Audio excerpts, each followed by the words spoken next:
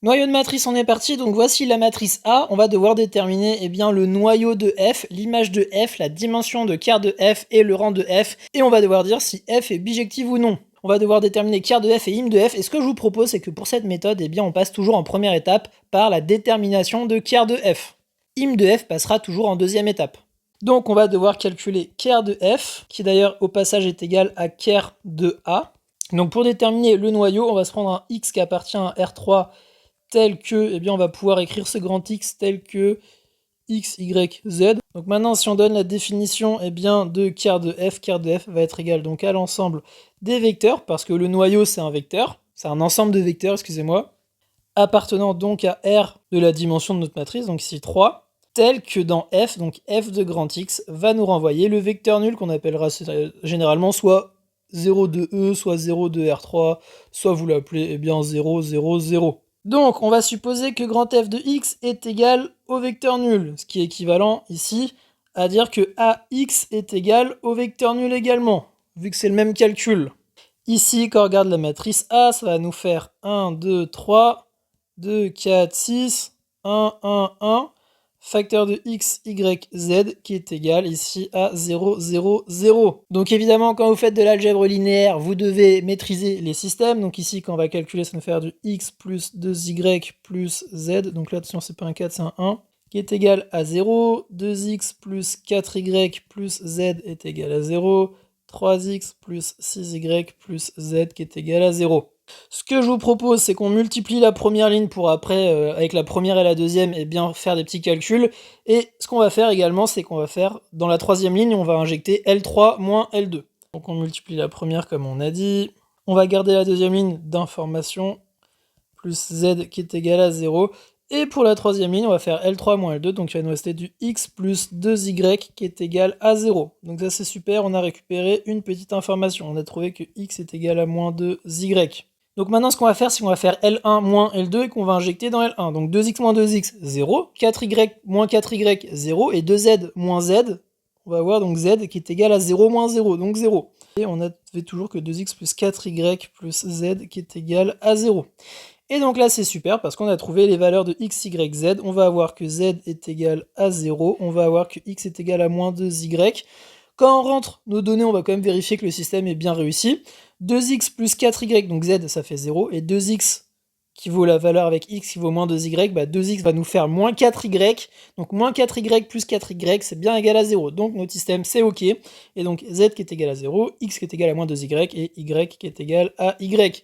Vous pensez que c'est con d'écrire ça sur votre copie, mais non, ça en termes de rédaction, c'est très bien de poser que y est égal à y, parce que du coup, ça veut dire que notre x, lui, va être égal, donc ici, à, donc on avait dit que c'était x, y, z, qui est égal à moins 2y, y, 0, qui est égal à y, fois le vecteur moins 2, 1, 0.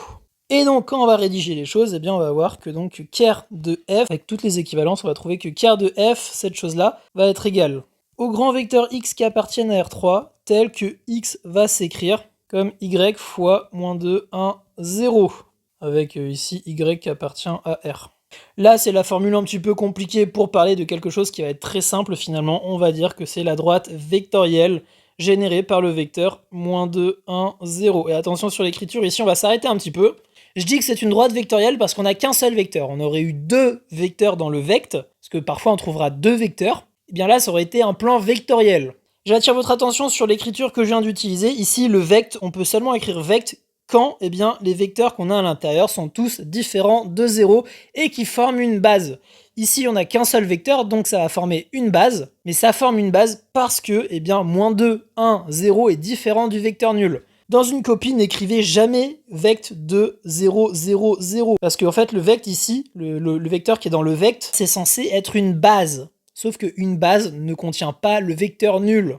Donc ça, vraiment, sur une copie, vous l'écrivez pas. Donc si vous écrivez vect d'un vecteur quelconque, le vecteur en question, ici, vous devez dire que le vecteur, donc avec moins 2, 1, 0, différent de 0, 0, 0. Sinon, là, le prof, lui, ce qu'il va faire, et là, c'est véridique, il va arriver avec son petit stylo rouge et il va mettre une petite vague, comme ça, et va mettre point d'interrogation. Pourquoi? Voilà. Et là, au lieu de vous mettre, par exemple, 1, il va vous mettre 0,5, avec justification. Voilà, il manque une petite justification. La justification, les gars, Donc là, je m'énerve un peu. Elle est ici, la justification, vous devez mettre ça. Si vous mettez pas ça sur votre copie, vous perdez les points, je vous aurais prévenu. Et pourquoi je le sais aussi bien? Parce que je me suis fait saquer un nombre incalculable de fois sur ça. Donc voilà, on a que ker de f est égal au vect de -2, 1, 0 avec -2, 1, 0 différent du vecteur nul. Et donc on va pouvoir dire, eh bien ici, que la dimension de ker de f, eh bien en fait la dimension de ker de f, ça va être le nombre de petits vecteurs que vous avez dans le vect. Ici il n'y en a qu'un seul, donc bah c'est 1. Donc là c'est super, on va pouvoir maintenant invoquer notre théorème du rang pour pouvoir déterminer l'image de f et le rang de f. Donc maintenant on va utiliser le théorème du rang, donc d'après le théorème du rang, il nous donne un résultat explicite qui en fait va entraîner une conséquence immédiate. On va avoir que ker de f plus, en somme directe, l'image de f est égale à l'espace vectoriel. Donc ici E qui est égal ici à R3. Et quand on va raisonner avec la dimension, eh bien on va avoir que la dimension de ker de f plus, et là c'est un plus bien d'un nombre, là c'est un plus vectoriel, ici c'est un plus numérique, on va avoir la dimension de l'image de f qui va être égale donc à la dimension de R3, et la dimension de R3, eh bien c'est 3, mais vous savez quoi, ça on est toujours en théorie, voilà. Donc en invoquant le théorème du rang, ici on a que la dimension de ker de f est égale à 1 et que la dimension de R3 est égale à 3, donc on va avoir 1 plus dimension de im de f, et au passage la dimension de im de f, je sais pas pourquoi on n'a pas donné de petit nom à dimension de ker de f, mais la dimension de dim de f, eh bien ça on l'appelle rang de f, qui va donc être égal à la dimension de R3, et ça c'est égal à 3. Et donc on va avoir que le rang de f ici va être égal à 2.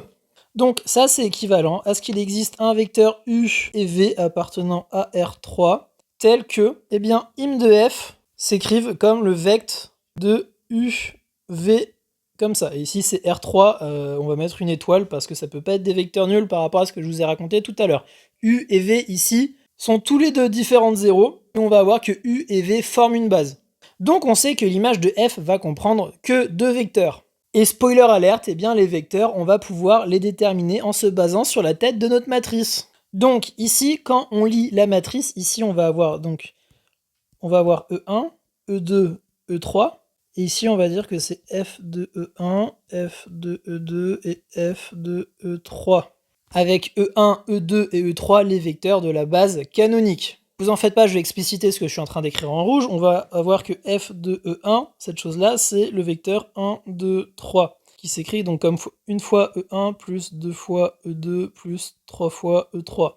Bref, ça on s'en fiche, c'est juste pour que vous compreniez comment on construit f de E1, f de E2, f de E3 dans une matrice. Donc f de E1, c'est cette chose-là. On a également que f de E2, c'est 2, 4, 6. Et regardez, c'est 2 fois f de E1. Donc on va dire que c'est 2 fois f de E1. Et on a que f de E3, et bien lui, c'est 1, 1, 1. Sauf que du coup, ici on a que f de E2 et f de E1 sont collinaires, vu qu'il y a un facteur 2. Donc en fait, dans une base, avoir deux vecteurs qui sont collinaires, eh bien c'est pas être une base. Ça va être une famille qui va être génératrice, mais pas qui va être une famille libre. Parce qu'une famille libre ne contient aucun vecteur qui sont collinaires 2 à 2. Donc f de E1 et f de E2 ne peuvent pas se retrouver dans la même base. Du coup, on va pouvoir dégager, pourquoi pas, f de E2, vu que c'est le double de f de E1. Donc maintenant, en candidat disponible, il va nous rester f de E1 et f de E3, qui, eux, ne sont pas collinaires. Donc, c'est une famille qui va être libre. Donc, on a une famille libre minimale, donc c'est une base. Donc, voici nos deux candidats, c'est f de E1 et f de E3. Donc, hop, famille libre minimale, donc base. Et comme les vecteurs c'est f de quelque chose, c'est une base de im de f. Donc ici on va avoir que im de f, cette chose-là, est égale au vect de f de E1, f de E3. Si ça vous rassure, on peut donner les valeurs, c'est le vect de 1, 2, 3, 1, 1, 1. Et donc, même histoire que tout à l'heure, quand vous écrivez vect de ces deux vecteurs-là, vous devez préciser que cette chose-là est bien une base avec 1, 2, 3 différentes 0 et 1, 1, 1 différentes 0. Donc là, c'est super. On a calculé ker de f, on a calculé im de f, on a déterminé la dimension de ker de f, on a déterminé la dimension de l'image de f qui est le rang de f. Maintenant, il ne reste plus qu'à répondre, est-ce que f est bijective? Eh bien, en fait, on va voir que f est bijective si et seulement si, et ça, c'est une conséquence du théorème du rang. Je crois même que c'est un corollaire dans votre cours. Donc, avec le théorème du rang, f est bijective, eh bien, ça va être équivalent à ce que ker de f soit égal eh bien, au vecteur nul, ce qui est encore équivalent, et ça c'est d'après le théorème du rang, à ce que l'image de f soit égale R3. Ou encore que la dimension de im de f, donc le rang de f, soit égal à la dimension de notre espace, donc ici A3. Ou encore, en se basant maintenant sur ker de f, eh bien que la dim de ker de f, cette chose-là, soit égale à 0. Voilà, là, 4 équivalences, f bijective, c'est équivalent, grâce au théorème du rang, à ces 4 équivalences. Sauf que du coup, ici, nous, on a que le rang de f, il est égal à 2, ce qui est différent de 3. On a que la dimension du noyau, ici, est égale à 1. Donc, d'après le théorème du rang, ici, f n'est pas bijective. Et d'ailleurs, au passage, grâce au théorème du rang, ici, eh bien, si f est injective, et eh bien, tout de suite, ça nous donne que f est bijective. Ça, c'est encore une conséquence du théorème du rang. Donc, f injective est équivalent à ce que f soit bijective. Et f surjective, eh bien, ça, c'est encore équivalent à ce que f soit bijective. Ça, c'est grâce au théorème du rang. Si vous trouvez l'injection ou la surjection, tout de suite, bam, vous trouvez la bijection. C'est pour ça que c'est très sympa et très agréable l'algèbre linéaire. C'est que quand vous avez un résultat, il y a tout le reste qui tombe en cascade directement après, grâce au théorème du rang. Bref, voilà, j'espère que cette petite vidéo vous a plu. Si c'est le cas, n'hésitez pas à liker pour me le faire savoir, à commenter, à partager et à vous abonner, c'est très important. Et on se dit à très vite pour d'autres prochaines vidéos. Salut tout le monde!